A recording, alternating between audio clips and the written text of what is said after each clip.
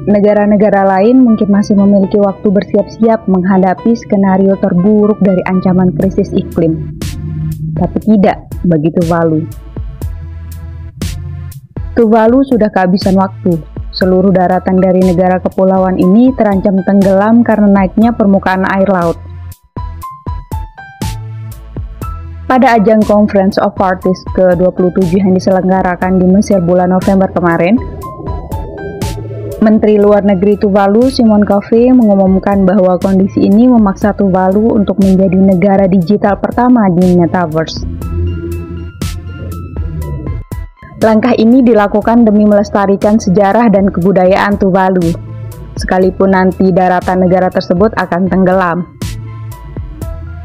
Langkah yang diambil Tuvalu untuk memindahkan negaranya ke Metaverse ini tentu membuat banyak orang bertanya-tanya. Apa yang akan terjadi kepada warga Tuvalu nantinya saat seluruh negara benar-benar tenggelam?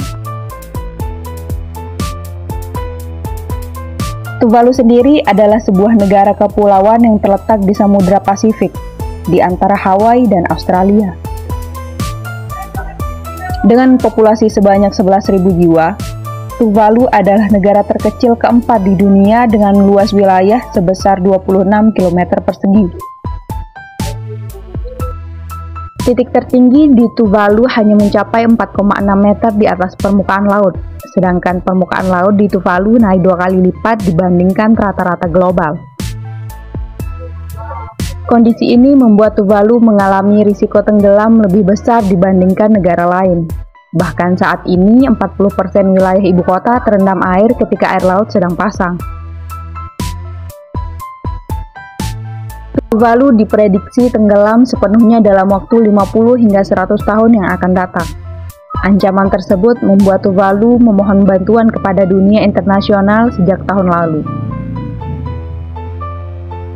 Pada ajang Conference of Parties ke-26 tahun 2021, Simon Kofe menyampaikan pidatonya dengan berdiri di dataran Tuvalu yang sudah terendam air laut.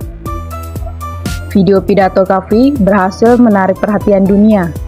Namun sayangnya, bantuan tak kunjung datang bagi Tuvalu. Hingga akhirnya setahun kemudian Tuvalu memutuskan untuk menyelamatkan diri sendiri dengan mereplika negaranya ke Metaverse. Menyelamatkan diri ke ruang digital merupakan bagian dari proyek Future Now yang direncanakan oleh pemerintah Tuvalu untuk menghadapi skenario terburuk. Ada 4 inisiatif dalam proyek ini. 1. Mempengaruhi negara lain untuk mengambil tanggung jawab yang lebih besar atas tindakan mereka. 2. Menempuh cara legal untuk mempertahankan kedaulatan negara terlepas dari ada atau tidaknya wilayah fisik. 3. Tetap berfungsi sebagai negara meski nanti harus melakukan relokasi. Dan terakhir, meningkatkan kesadaran publik dan menggencarkan advokasi terkait krisis iklim.